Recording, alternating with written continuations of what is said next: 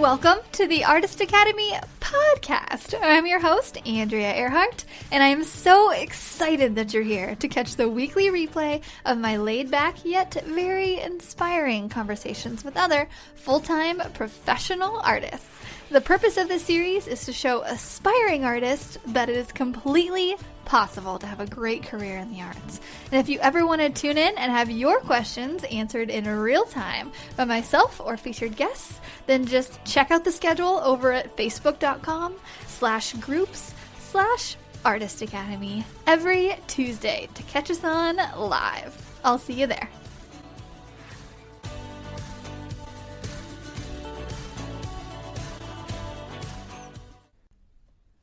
This episode is sponsored by the Mural Master Program inside of the Artist Academy Advanced membership.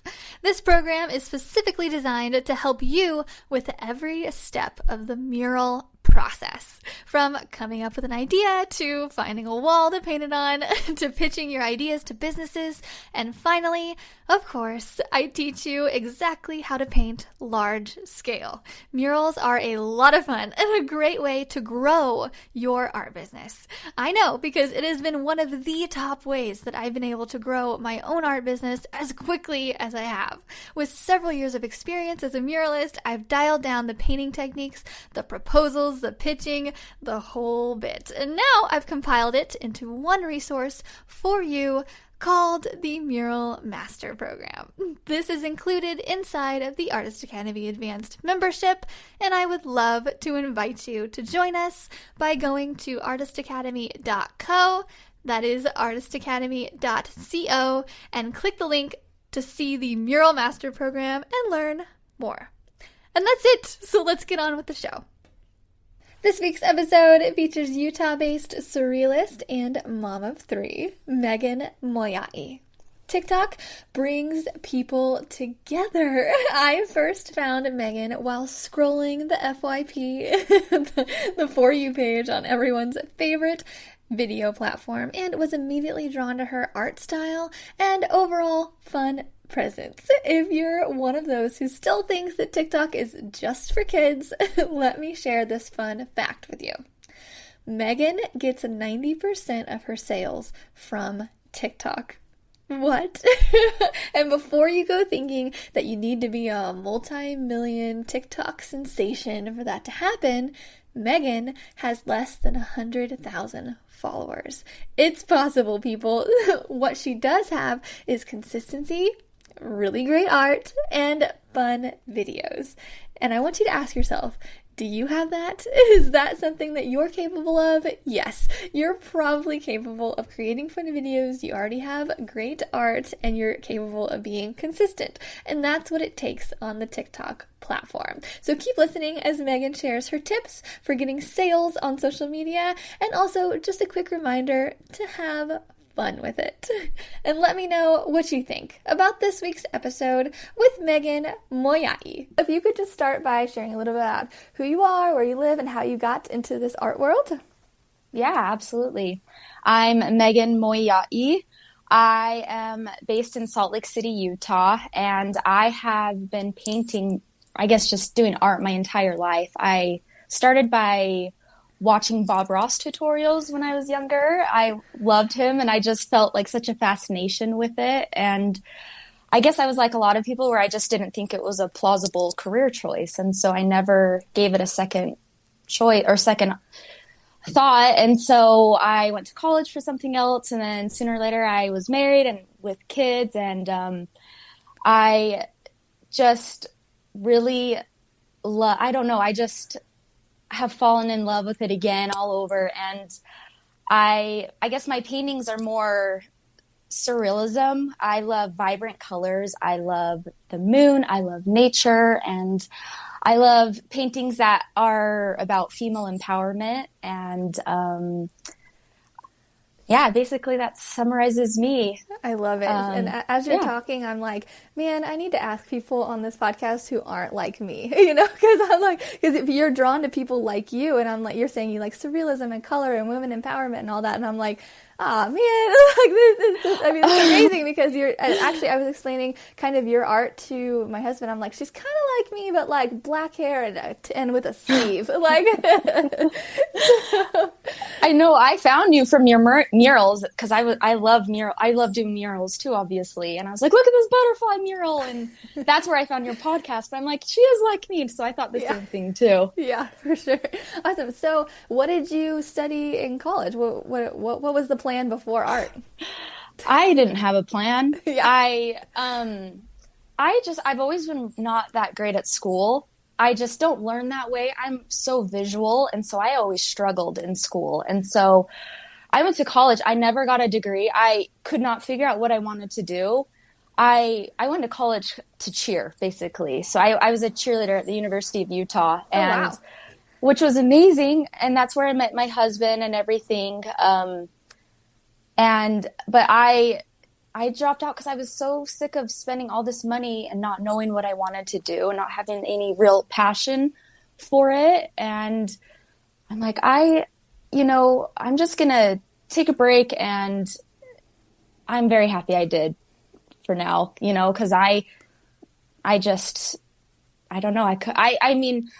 I just don't know what I wanted to do, and I wasn't ready at that point, which is fine. Yeah, for sure. And I think a lot of people too are, in their early 20s, and you're like, do I want to do art? Do I want to do architecture? Do I want to be a hairstylist? I don't know. Yeah. It's so funny that we have to choose what we want to do, like, or society expects us to choose that before we even know who we are. Like, I don't even think I knew who I was until I was maybe like 28 or something. Yeah. Yeah. It's so true. It's so true. Some people do, and that's totally fine, but I was not like that at all. And so, yeah. I'm a stay-at-home mom too, so I don't think I really even would have ever considered being able to be an artist unless I was a stay-at-home mom, because I think I would have gotten caught up in the busyness and craziness of life. And being home with my kids, I was able to really sit down and discover what makes me happy and what I want to do, because life is so short to not do what you want to do and what you love. Yeah. And so, yeah. Yeah. Okay. So you've been doing art for how long now? So you do it mostly at home when the kids are asleep or at school, or? Yeah. So I've been a stay-at-home mom for 5 or 6 years. I have a 5-year-old girl, and I have twins that are 3. Oh, you have twins? And oh my gosh. Yeah. And they're a handful, and they're special needs too. And so I am dealing a lot with, like, we go to therapy. They have really bad social anxiety, and so we go to a bunch of therapies for them, and it's a lot of work, and it's very overwhelming, but it's so fun too. But I decided that I needed an outlet, and art has always been my outlet, and I decided to make time for it. Just last year, about a year ago, I decided just to start making time for it. And I was watching people on Instagram and, social media, and seeing these other stay-at-home moms that were able to do this and be successful. And my husband was like, you know what, like, you need to dive in head first and do this. We will be here supporting you. And, this is something you can totally do. And so I really have only been full-time about a year. Well, it was last July, and I have not looked back since. It's been pretty amazing. So, yeah. That's awesome. And it's just family support is huge. Huge. Just to have that support from your husband, it's like, that's everything. That's awesome. Yeah. I couldn't have done it without him. Yeah. So, yeah. So you sell on Etsy, is that right, mostly? Yeah, so prints I sell through Etsy. Commissions I just do mostly through email and just Instagram. Are they finding you on Instagram? Are people finding you on TikTok at all? No, TikTok is like probably 95% of where I get just prints and commissions. Oh, I love that. Yeah. Oh my gosh. Seriously, I've been so lucky. I have been so successful through TikTok. Everyone who orders a print, I see in the notes, like, I found you through TikTok, or commission, I saw you on TikTok. I want to know about this, this, and this. And so, yeah, it's great. But at the same time, like, you get really scared when TikTok is going to be taken away, because that's where a big source of my traffic comes from. And it's taught me not to put all of my eggs in one basket. But at the same time, it's so hard. Like, you can't reach that grand of an audience anywhere else like you do on TikTok. Yeah. Even paying, it's just... Yeah, there's nothing that compares to TikTok. Like, in my mind, with just organic reach, it really, like, puts, if you have a good video, and who's to say what a good video is, or, like, it's so funny to me. Like, I'll put up a video and I'm like, this one's gonna be great, and then it gets, like, not very many views, and then I'm like, I just throw one on, and that one gets a million or something like that, and I'm like, what? Don't you hate that? Yeah, but at least it does, because, like, going on Instagram, I'm, like, capped in my mind of what views I can get. Like, 10,000 is, like, a ton for me on Instagram, and on TikTok, it's like, okay, yeah, that's a decent video, you know. And I am still in completely denial about TikTok being banned. I don't think it's going to be banned. I think Microsoft's going to buy it, and I think we're going to be fine. But I think people on TikTok love to, like, dramatize it a little bit, but hopefully, hopefully that's what happens. Oh, totally. People are attracted to the drama, and so totally. I don't think it'll be banned either. I think it would be a very long process if it were to be banned. So yeah, I think now I'm hoping, I'm crossing my fingers. Yeah, people would, like, riot. Another riot this year. We don't need any more. Yeah, exactly. So what makes up your typical work day? How do you do it being a mom with twins? Because I don't know if you know this, but I've always said, I'm like, I want twins for my second. I want twins. And, like, I'm going to manifest it so it'll happen. And so what is your life like with twins? Oh my gosh. Everyone tells me that, and I'm like, I never wanted twins. It's just, but they're so fun. Yeah, my typical workday varies. It goes off of completely what my kids are doing. I wake up early every day before my kids, and that's when I email people back. I print off my prints, I do my orders and get that all ready, and then my kids start waking up, and then I do mom mode, where I try to clean the house most of the time. I get them situated, and then they nap still, and so during their naps is when I paint. So I get anywhere between, like, an hour of painting a day to when my husband's home and helping, I can paint all day. So it honestly just depends. Sometimes I don't get anything done, and I'm learning to be patient with myself and understand that that's okay. You know, sometimes you don't get anything done, and that's okay. And tomorrow's a new day. But yeah, that pretty much is the basic of what happens, though. Yeah, just kind of a little bit here, there, and everywhere. Okay, mm-hmm. Yeah, something to look forward to. Okay, gosh, yeah, but it's fun, I'm sure.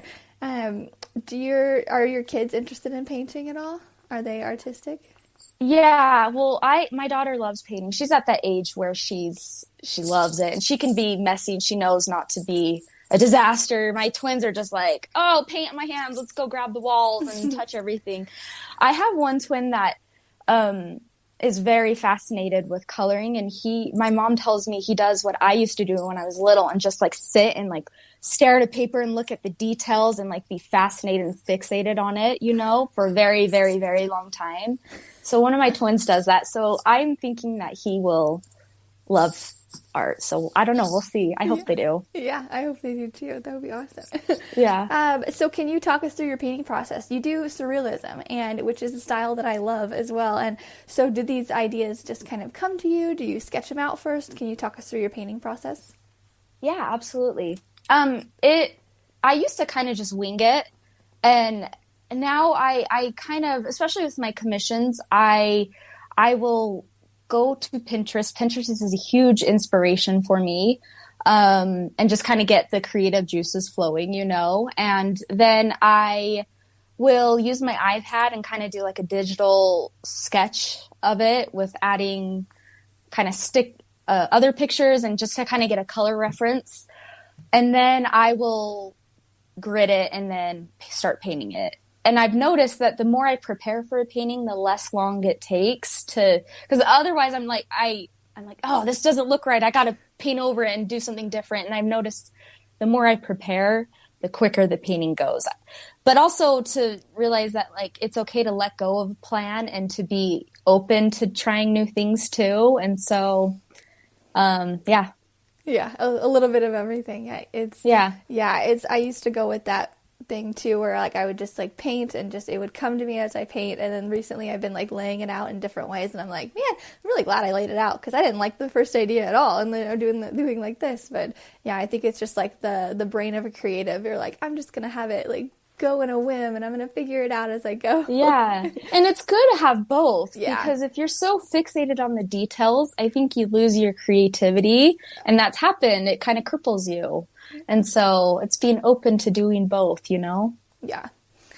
So is there anything you don't like to paint without? Yeah, I don't like painting without any type of audio, like music, books on tape, podcasts. I listen to your podcast a lot while I'm painting. I like it. My time's so valuable, and I never went to school for art. And so I'm just trying to like absorb as much information as possible while I'm painting and just trying to learn, because I feel like I'm pretty behind with knowing everything, especially about registering your art business and all of the business side of it. And so I have to have something in the background where it's like helping me learn. And now I can't do without it. So yeah. Same, me too. And I just feel like I'm a big multitasker, and that's kind of like a way to multitask, to do like you can just paint, or you can paint and listen to an audiobook and be learning about, like I do the same thing that you do too, just about online marketing. I feel like we all are in that same boat of like feeling behind, because there's so much to know, even if you go to college for it.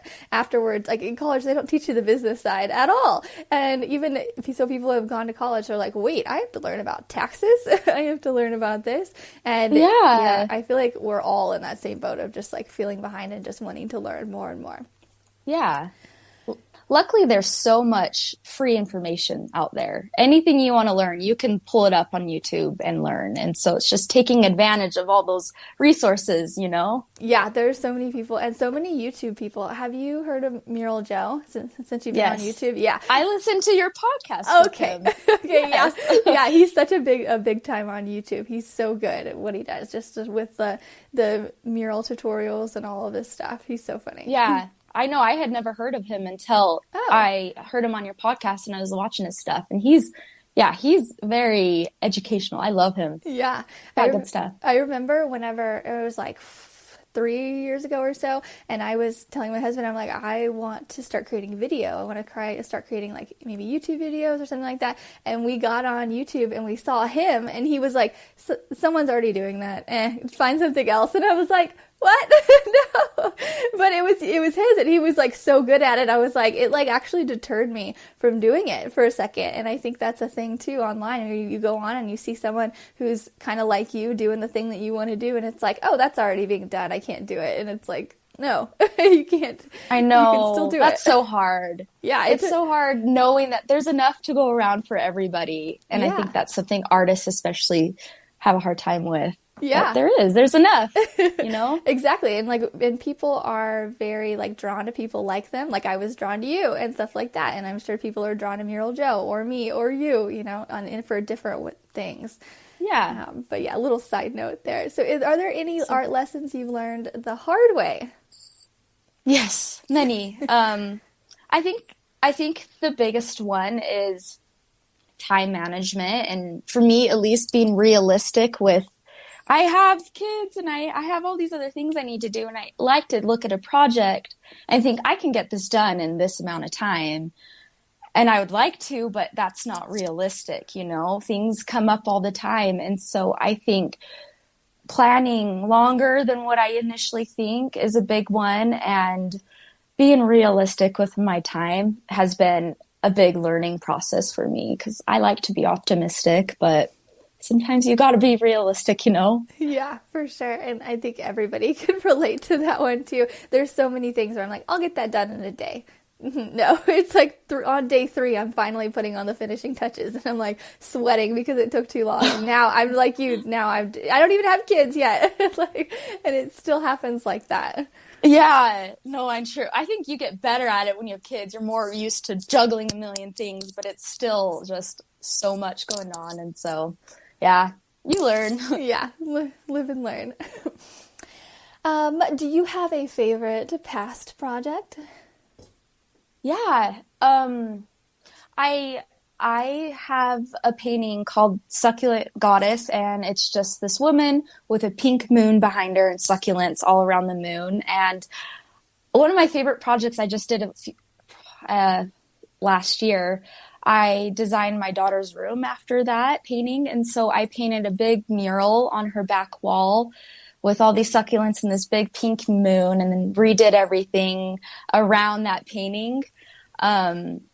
And that was super fun to do. And now every time we go in it, we just love going in there because it's just that painting just in a whole room. And that was super fun to do. Hopefully, I don't even know if she understands or even appreciates it, but because she'll probably want to paint over it when she's a teenager. But for now, it's a really cool, I'm very proud of it. Another one I am proud of, I just did a painting for this hairdresser, this Edward Scissorhands painting, which I'm very proud of. It's like one of my most favorite paintings ever. But yeah, pretty much those two are probably my two favorites. Yeah, and as I was asking you that question, I was like, I bet I already know because I follow you on TikTok, and I know you've mentioned that Edward Scissorhands one, and it's like a female version, right? Mm-hmm. Or yeah, very cool. And so it's funny that I already was thinking of one when I was asking you that question because I follow you on TikTok, so I feel like I kind of know you. Yeah. Yeah. So these questions, I was just thinking too, while I have you on here, let's talk about just TikTok for a second and just ways to do well. Always love talking about TikTok. Me too. Let's just talk about ways to do well on it because I think, I think a lot of people heard you say that you were doing really well on it and you're getting 90% of your commissions from it. And they're like, wait, should I try TikTok out? Or if they are on TikTok already, how can they do it better? What are some of the things that you think has helped you just do well on TikTok? Or, yeah, we'll start with that. Yeah. I think I like incorporating myself in videos too, because I think a lot of people they want to know who they're buying from. And I think if they relate to you, they're more likely to want to buy something from you. And so I try to put a lot of about me on there.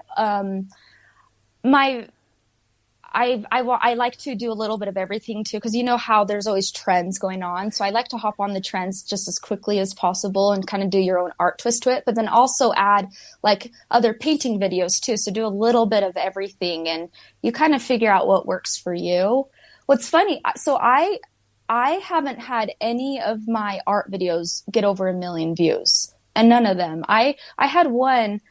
When I first downloaded TikTok, I posted a few cheer videos and I had one go viral and it got like almost 2 million views. Oh, wow. But that's the only video I have gotten that has gotten over 1 million views. My other videos, I think the most was like 750,000, which is still a lot, but like I'm thinking the difference, what is helping me still is I'm consistent. I like to do a little bit of everything, and I think just showing up for your audience, I guess. But I just you don't have to go viral to be successful on TikTok, you know? You don't have to have all these videos that get over 1 million views because I haven't. And I'm still successful. I think pretty successful. I'm pretty proud of how far I've come on there, but I think so too. Yeah. Just because my account is pretty big right now, and I don't get hardly any from TikTok. And your account is a bit smaller than mine, but you're killing it, on TikTok. Yeah, and so it makes me frustrated with Instagram because I was trying so hard and I could I don't know. I think also showing people, okay, this is what I have. These are the supply, or these are the things I have for you to buy. I guess in a way, this is what I have to offer, and this is where you can get it, and this is what you can do to get it. I try to make that very clear to my audience too. On TikTok? Yeah, on TikTok. Okay, through your videos, that's a good idea. Yeah, if you like my art, this is what I have. You should go to the link in my bio. I've noticed that helps too, because I get a lot of questions of like, do you sell your art? Do you do this? And so Yeah. kind of just showing people, yeah, this is what I have to offer. Yeah, I don't know. I'm still learning. Sometimes I don't feel like I'm that great at TikTok because I see these other accounts and they're just, I don't know. So I guess it's just a learning process. Yeah. Okay. Yeah. I like how just direct that is too, because a lot of us, will like show some videos of our art and all this, that, but just literally directly saying, hey, here's my art. If you like it and you want to buy it, go to this link in my profile, and you can. And I think a lot of people are scared to be that direct, or we don't even think about it sometimes. You think about, oh, they'll find my artist, my website, and then they'll eventually find where to go to get prints. But just like stating it right there's nothing wrong with that, and just, especially if people are interested, and if you have people commenting, they're interested. Yeah. Yeah, kids are so funny on there. They're just, and I'm sure you get a lot of like, hey, can I have it for free or whatever. Yeah, all the time. And I don't mind, but I just like, it's good to show people like, hey, this is like the right way to ask someone for their service, Yeah. But they don't know any different. I didn't know any better. I probably would have been commenting the same thing, like, oh, that's cool, I want that. So yeah, that's so funny. Yeah, as a kid, yeah, we're all so dumb as kids. I know. We are. Well, it's like you got to give them a pass. Exactly. Do you get any kind of hate on TikTok? Yeah, every now and then I do. Yeah. I think if I was a teenager, it would have destroyed me. But now it's like, I think a lot of times people hate because they want you to make a video about it and they want to kind of get recognition that way. I've had a few people do that. You could tell, and then they'll delete their comment. But yeah, I think hate, as long as it's bringing traction to the video, exactly. It's okay. They don't know me. Exactly. Yeah, I'm like, you don't know me. It's okay. I'm not going to get offended. Good. I'm glad that you have that, because a lot of people on there struggle with it a little bit at first, anyway. And yeah, I'm the same with you. I'm like, you're just a dumb kid, and like I say that in the best way though. And it's just, you don't know any better, and you are none. It doesn't matter, Yeah, but exactly. Like you, if I was a middle schooler, I'd be like, why did they say that about me? I know. It makes me feel bad for the younger kids that have to deal with that, because some kids are mean out there, and so I think, but yeah. Oh well, yeah. What are your best videos that have done really well? So like if we were to like dissect a video that would do really well, and so somebody's wanting to know what their first video to post would be, what's a video of yours that has done really well? I had one, the only one that has done really well, like between of over 500,000, was this dumb one that was super short, and it was just, it's me sitting there saying, that's like, it's me sitting there saying, when you post a time-lapse video knowing that it's probably not going to get any views, and it's I am ready to get hurt again, I'm going to post it anyways. So that one did really well. It's like 7 seconds long. It was super quick to film. I didn't think it was going to do well. That one did really well.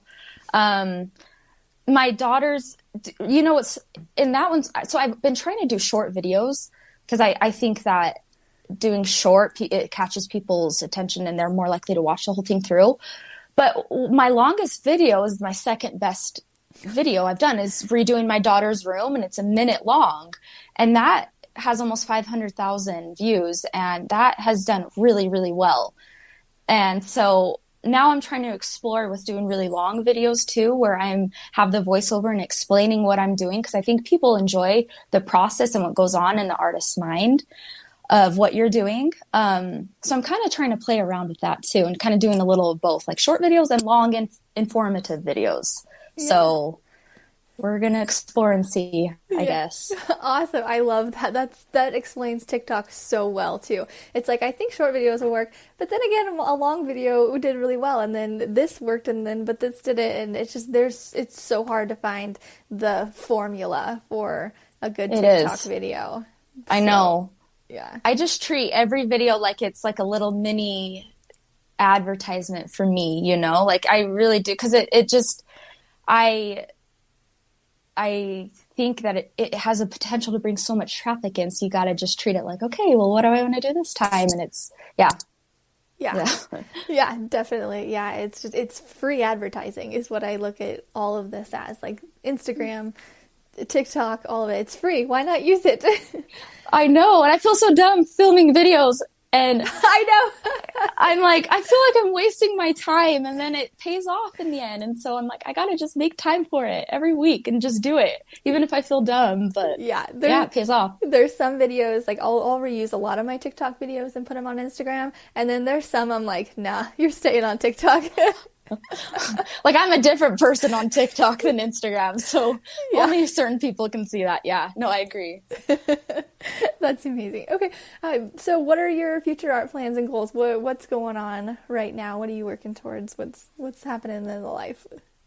Yeah, so because I didn't go to art school I would love to, when I have more time, to go to take an online art school, something where I can broaden my horizon. And I would love to learn how to use a different medium. I'd love to learn how to use oils because I think they're just so beautiful. The paintings made with them are beautiful. And so I would love to learn that. And just when I have time, I'd love to take a class or go to a school for it.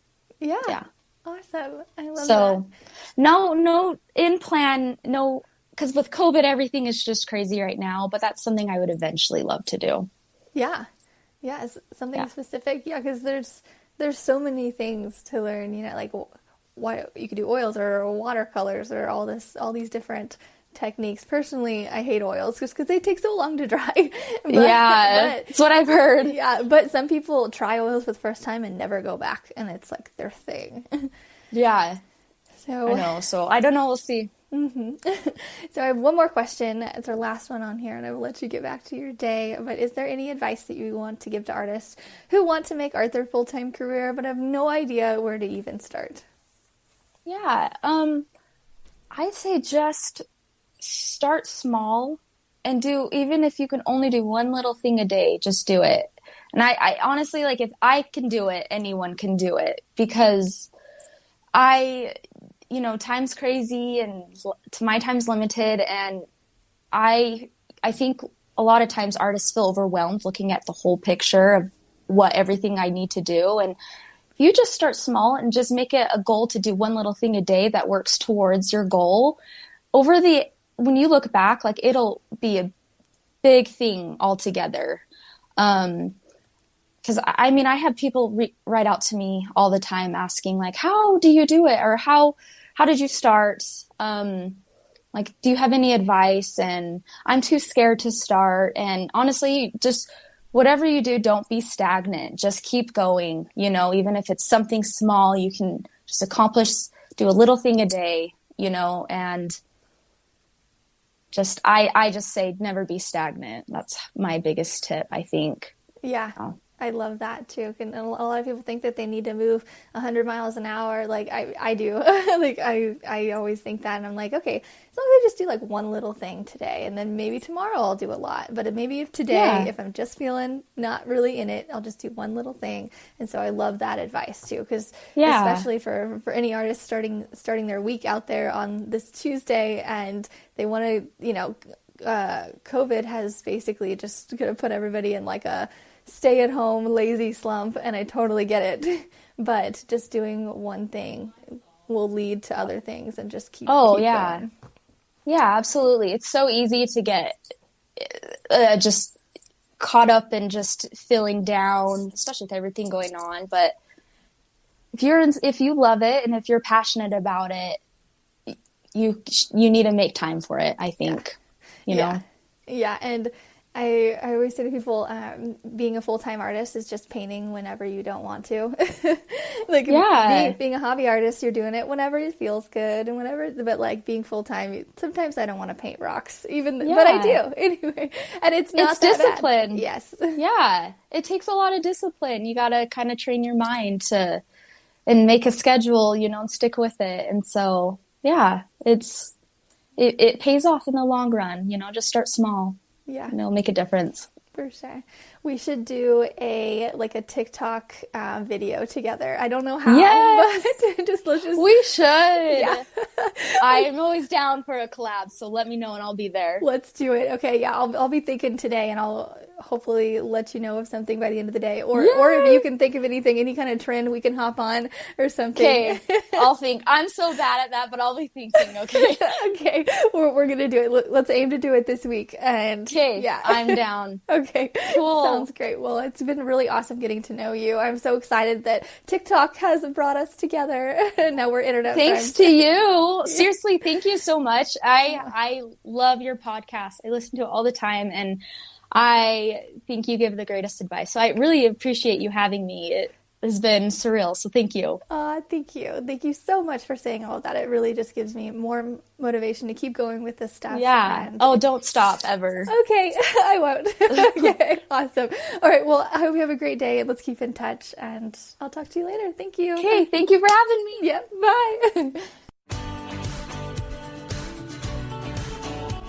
This episode is sponsored by the Artist Academy Advanced Membership, a program for artists who want to up-level their art game by taking it from a hobby or a side hustle to a full-time six-figure art business.